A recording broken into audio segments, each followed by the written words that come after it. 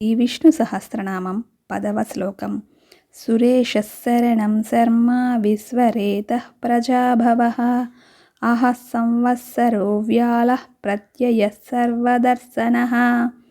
భావం: సురేష దేవతలందరికీ అధిపతి, శరణం ఆశ్రయం కోరిన వారందరికీ రక్షకుడు, శర్మ అంటే శాంతి, సుఖం, మంగళాన్ని ప్రసాదించేవాడు, విశ్వరేతః సమస్త సృష్టికి మూల కారణమైనవాడు, ప్రజాభవః సర్వ జీవరాశులకు జన్మనిచ్చేవారు, అహస్సంవత్సర అంటే కాలానికి ఆధారమైనవాడు, పగలు సంవత్సరం రూపంలో విరాజిల్లేవాడు, వ్యాళ దుష్టులకు భయంకరుడు, ధర్మరక్షకుడు, ప్రత్యయః భక్తులకు విశ్వాసం, నమ్మకం కలిగించేవాడు, సర్వదర్శనః సమస్తాన్ని ఎల్లప్పుడూ దర్శించే సర్వజ్ఞుడు.